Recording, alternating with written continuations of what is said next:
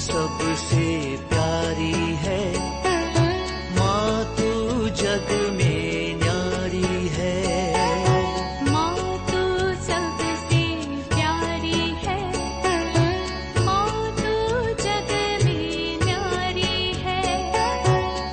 अपने आंचल में रखना, अपने आंचल में रखना, हमें वरदानों से भरना। माँ तू सबसे प्यारी है, माँ तू जग में न्यारी है।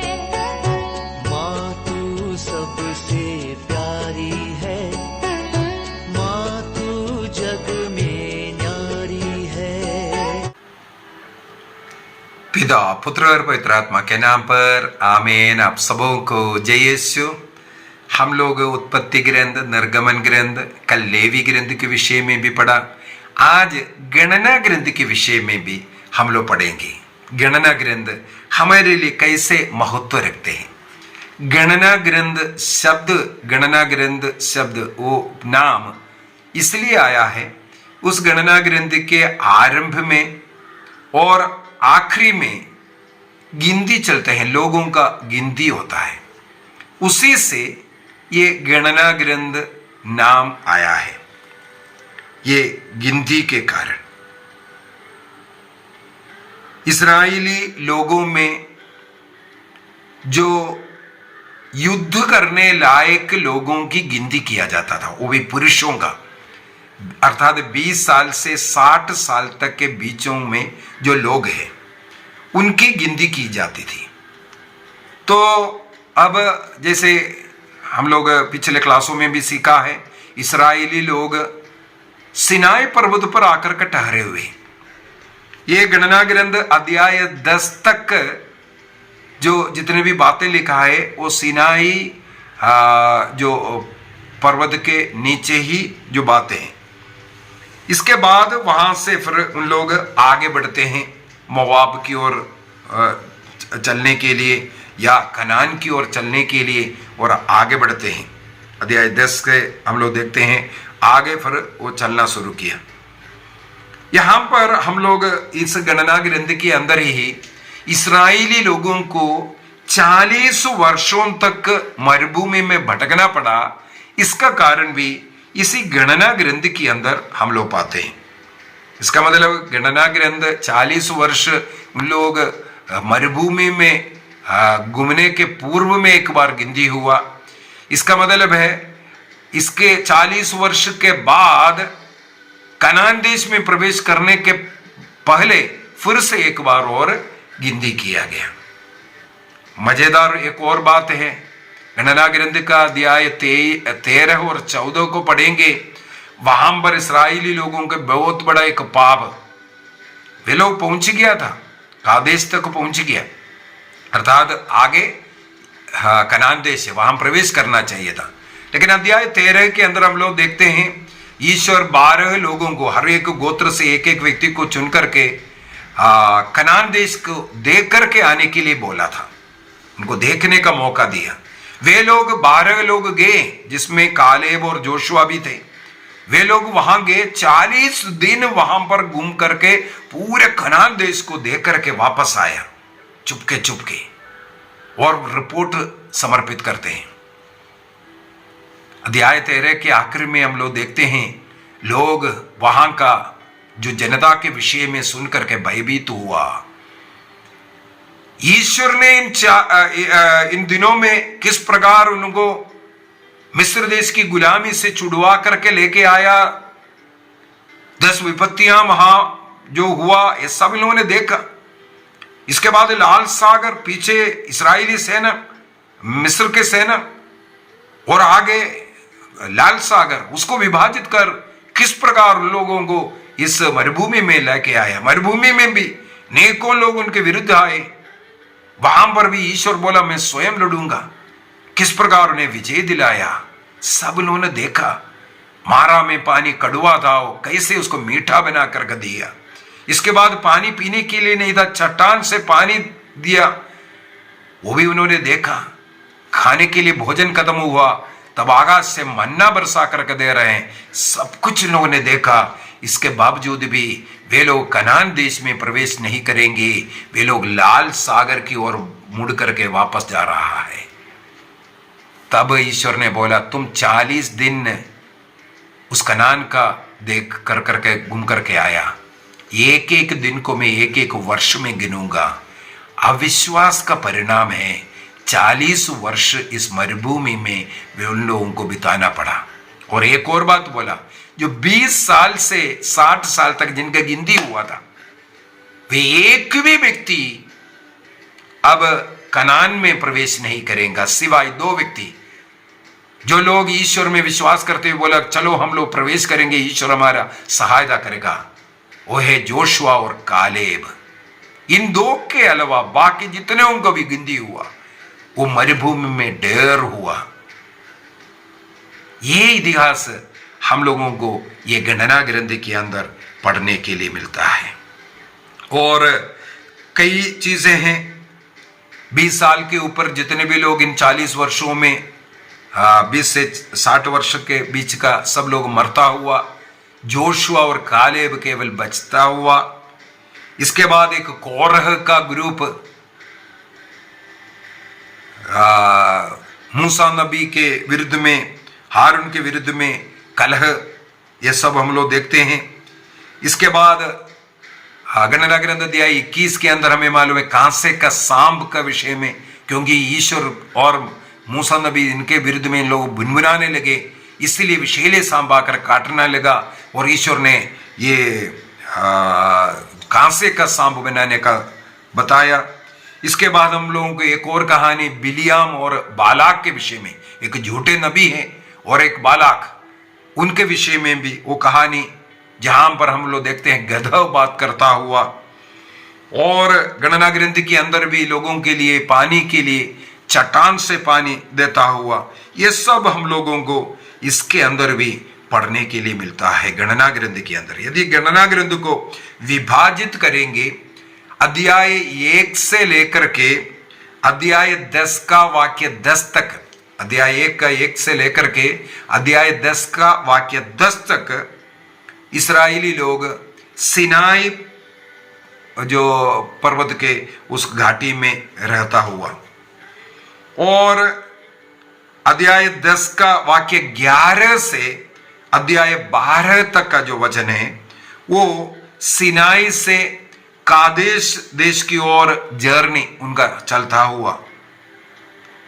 अध्याय 13 से लेकर के अध्याय 20 तक का जो है वो कादेश में वे लोग तंबू डाल करके जहां रहा उसके विषय में, जहां से कनान देश देखने के लिए ईश्वर ने भेजा, वो कादेश देश में पहुंचने के बाद तंबू डालने के बाद वहां से भेजा था। अध्याय 20 तक का अध्याय में वहां हम लोग ये पढ़ते हैं। इसके बाद अध्याय 20 से और 20 और 21 के अंदर हम लोगों को पढ़ने के लिए मिलता है कादेश से फिर चलना शुरू किया।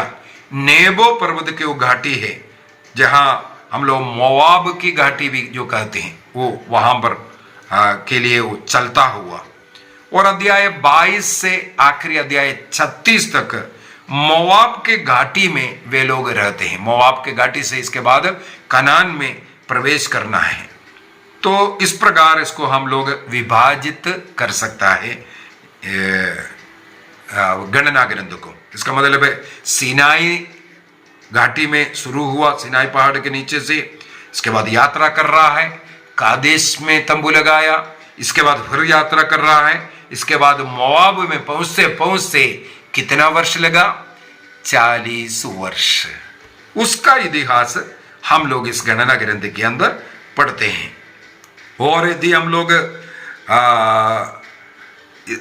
इस स्टोरी के अनुसार देखा तो केवल 3 जगह पर पड़ाव डाला है। कहाँ? एक सिनाई में था, इसके बाद आगे चल करके कादेश है, इसके बाद मोआब आया हुआ।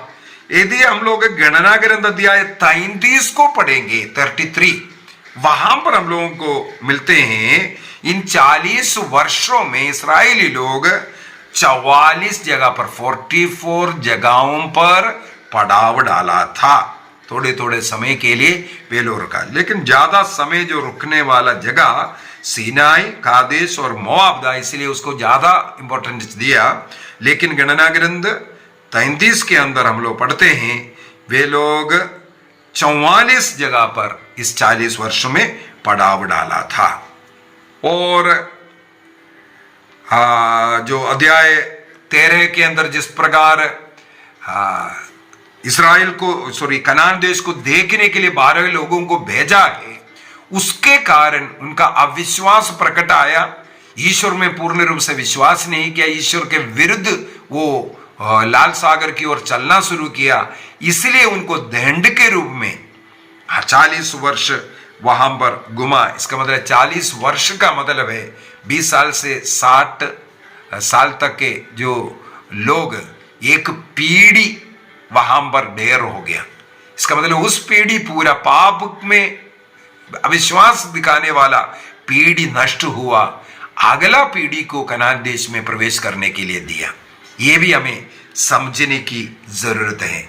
हमारा पाप हमें नष्ट कर सकता है, इसलिए हमें पश्चाताप करने की जरूरत है।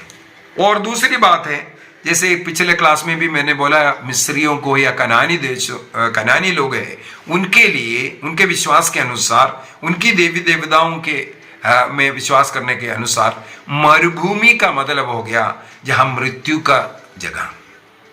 लेकिन उस मृत्यु के जगह को ईश्वर ने जीवन का जगह बनाना, हमारा ईश्वर सत्य ईश्वर है, इसको दिखाने के लिए।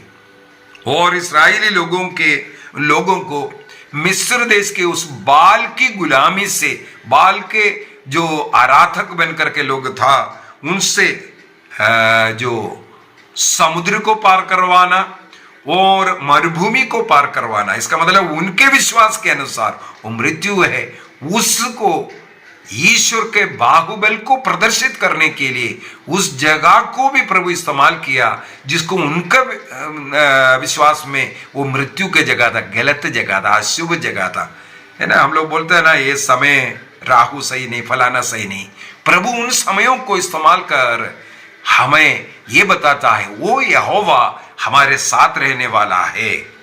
और इस मरुभूमि यात्रा में हम लोग विशेषकर मनुष्यों के द्वारा करने वाला जो पाप गलतियां, वो और आगे नहीं चल नहीं सकता, या हम पीछे जाएंगे। इस प्रकार ईश्वर के खिलाफ उठने वाला शब्द। और ईसा मसीह के जीवन में भी 3 परीक्षाओं को हम लोग लूकस के सुसमाचार अध्याय 4 में और मत्ती के सुसमाचार अध्याय 4 में भी हम लोग पढ़ते हैं। 3 प्रकार के परीक्षाएं, ये तीनों प्रकार की परीक्षाएं इस्राएली लोग अपने मरुभूमि यात्रा में ईश्वर के विरुद्ध किया, इसलिए उसी परीक्षाओं से ईसा मसीह भी निकल करके हमें बताया किस प्रकार ईश्वर के संतान को इस प्रकार के शैतानी परीक्षाओं को जीतना चाहिए।